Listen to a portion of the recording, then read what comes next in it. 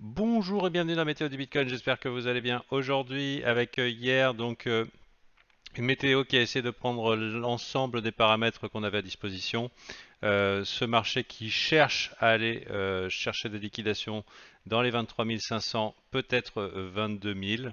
Euh, a priori plus les 23 500 que les 22 000 et qui refuse de suivre le S&P 500. Vous voyez, on a ici un S&P 500 qui est plutôt bull, qui est resté relativement calme. Là, ici, on est en 4 heures. On a vu qu'on n'a pas fait grand-chose hier, mais on a été tracté vers le haut.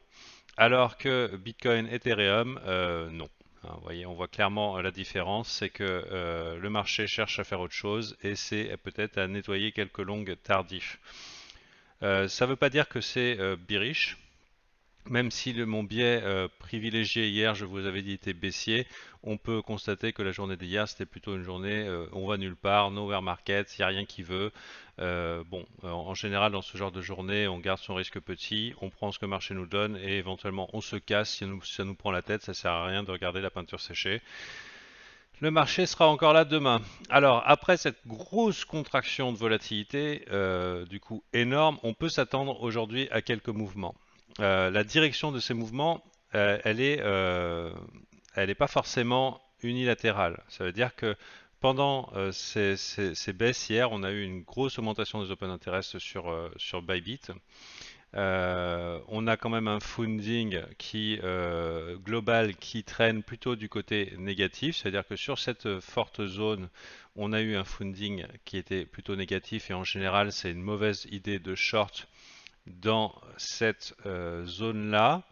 Je vais toujours avoir une approche de probabilité. Des fois, il y a des plays qui offrent un bon risque-récompense, mais ils sont peu probables. Et il y a des plays qui offrent un petit risque-récompense et ils sont hautement probables. Et parfois, il y a des météos où je suis très précis sur la direction. Il y a des fois où on a une multitude de paramètres et plusieurs plays possibles selon votre biais. Aujourd'hui, je pense que euh, on va probablement aller chercher les 23 500. Ici, vous voyez, un petit push baissier, impossibilité de rebondir. On fait des plus bas creux, enfin des plus bas sommets. Et on est en train de faire une petite cassure sur un mouvement de type un petit peu triangle descendant en 4 heures, où on fait pression sur les supports, avec des liquidations qui nous attendent dans la zone des 23 500. Voilà.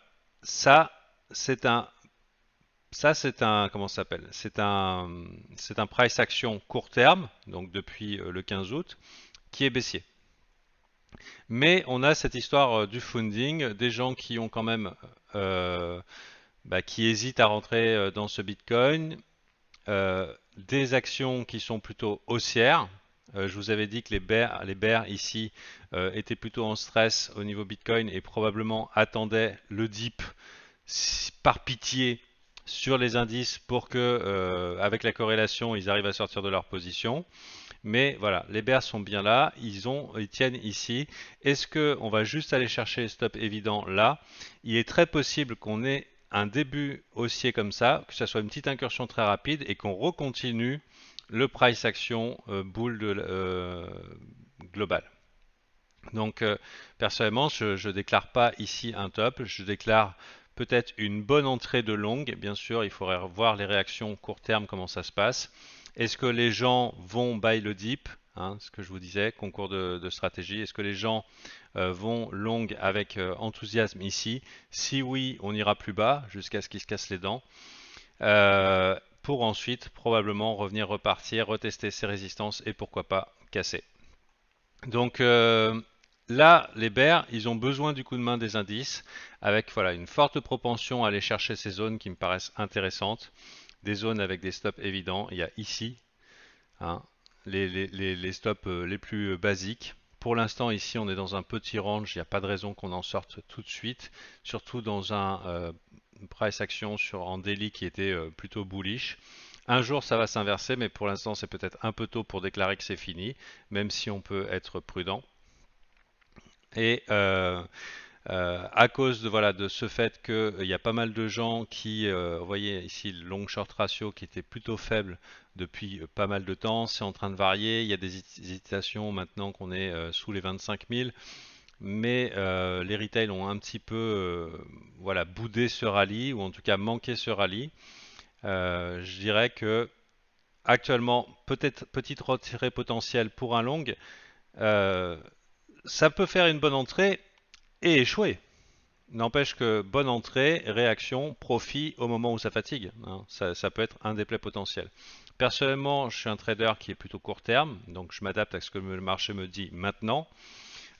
Ici, j'aime pas trop l'entrée, puisque ça fait longtemps qu'on est dans un range, c'est peut-être pas tout de suite qu'on va casser. On pourrait très bien revenir retaper ici, voire même faire une petite mèche ici et revenir ici. Je pense que le marché veut aller chercher dans la journée 23 500. Maintenant, l'entrée bas de range, c'est peut-être pas une bonne idée.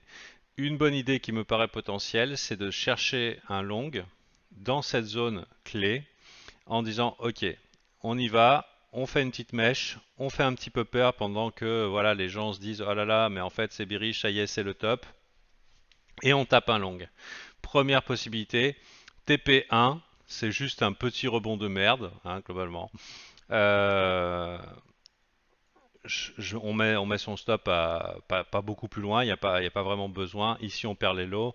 Ici, on a deux supports pour nous tenir. Ça peut être une bonne idée de trade. On fait un petit long, ça rebondit. Soit c'est avec conviction et les gens se font surprendre par un gros retour haussier parce que les gens voient ça en disant oh là là, c'est bearish, ça y est, c'est le top. Ils short et ils se font prendre un revers. Soit ça rebondit avec faiblesse, ça fait quelque chose comme ça, et dans ce cas-là, pourquoi pas couper sa position, l'entrée était bonne, sous soupe aux poches, et on verra plus tard. Donc un petit peu le visuel qu'on a ici. Maintenant, un jour viendra un dip sur le S&P 500. On voit ici qu'on a une distribution qui est plutôt, qui marque généralement des tops temporaires. Pareil pour le S&P 500, pour que ça passe, avec un momentum très fort, avec un price action très fort en daily. Pour que ça passe, on veut voir le prix s'installer au-dessus des 4300, c'est-à-dire faire quoi?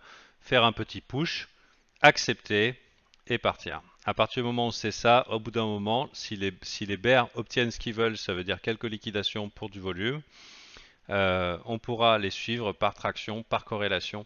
Avant ça, le Bitcoin a l'air plus enclin à aller chercher vers le bas, à refuser de suivre tant qu'il n'aura pas liquidé ses longues tardifs. Et ensuite, on verra. Donc c'est un peu tôt pour déclarer ah là là, c'est bon, c'est le top, etc. Même si bien sûr, on commence à voir des signes de fatigue dans cette zone-là. Dans cette zone-là, on est encore depuis le 19 juillet dans une zone qui ressemble potentiellement, si les bears gagnent du terrain, à une zone de distribution au-dessus de 24 000, c'est des vendeurs.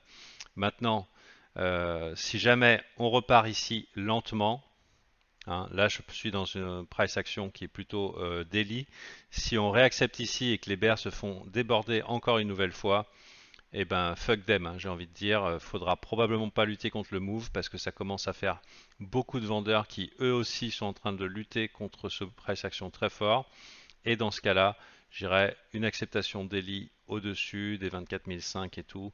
Préparez vos longues, ça risque de voler vers le haut.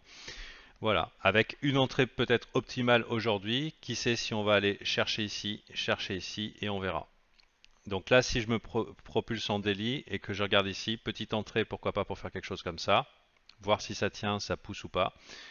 Et si on a du bol, un truc vraiment dégueulasse qui vient ici, et dans ce cas-là, vu que le pullback sera un petit peu, le throwback sera un petit peu trop élevé, être beaucoup plus prudent sur la remontée, parce que ça veut dire que voilà, les bears en avaient beaucoup sous le capot, il y avait trop de longues engouffrées, et ce qui veut dire qu'on pourrait très bien ensuite faire une structure de type range un petit peu plus longue, avec une amplitude un peu plus grosse de distribution et de fatigue. Donc voilà, si ça rebondit tout de suite, ça reste un price action très fort. Si ça va plus bas, il faudrait davantage alléger, je dirais, au niveau des résistances. Ça veut dire que les bears, ils gagnent, ils ont le contrôle sur cette zone. Je ne sais pas si ça vous a aidé. J'espère que ça vous a aidé. Si vous pensez que c'est du bon contenu, bah, revenez demain. Voilà. Allez, bonne journée et à la prochaine.